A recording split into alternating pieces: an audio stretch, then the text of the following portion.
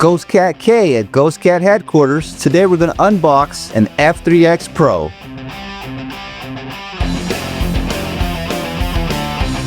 After you get your box open, first thing you want to do is verify the orientation of your bike.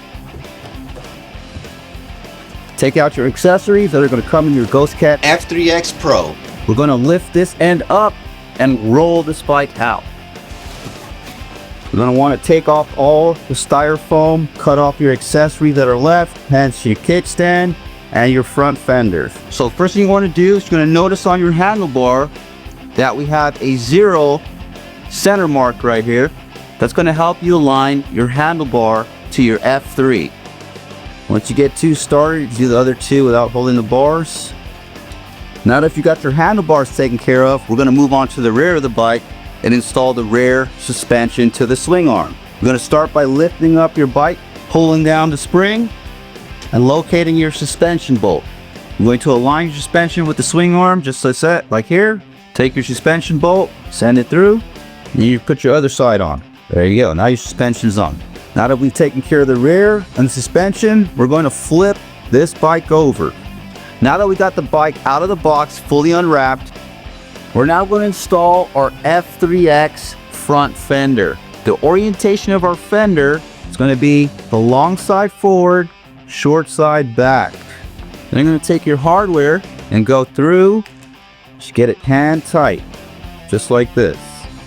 Now that we have our fender installed, we're going to snug it down with the provided tool. It's a 5mm Allen bolt. You're going to want your fender snug down so there's no clay in the fender. Now that we have our front fender installed, we're going to install our front wheel by loosening the 4 pinch bolts on our KKE suspension. Now that we've loosened our 4 pinch bolts, we're going to remove our axle by taking off our end cap. Note, when you're removing it, leave your axle slightly in the dropout. Now that we're ready to install our front wheel, we're going to remove our brake stopper pad simply by pulling it out. We're going to want to make sure that our brake rotor is in line with our brake caliper.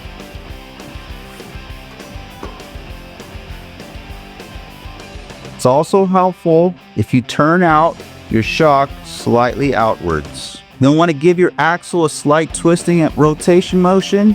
That'll help you slide it right on in. For example, you're going to want to have the axle sticking out just slightly. Align it with the other side of your suspension. Gently press down to align your axle, and then it'll just slide right on through. Just like that. At this point, we're going to put on our axle cap and snug it down.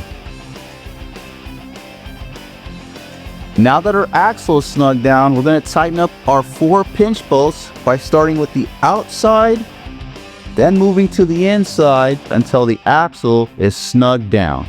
Note, you're going to want to snug the pinch bolts down fairly snugly. You're going to want to put some torque onto these bolts.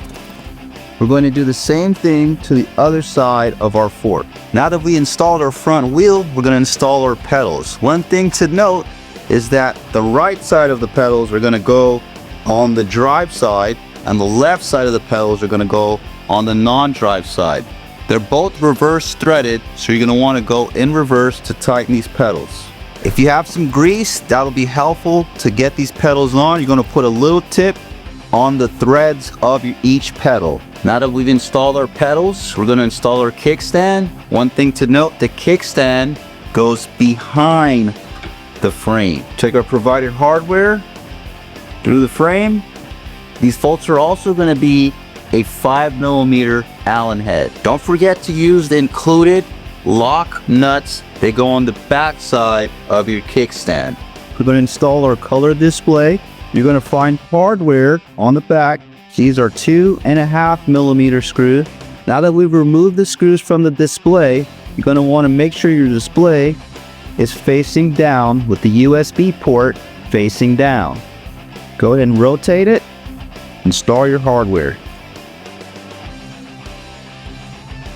Then you can install your handle control. Again, remove the provided hardware.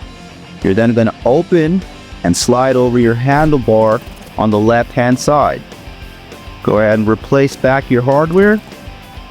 Again, just keeping it snug to allow for rotation.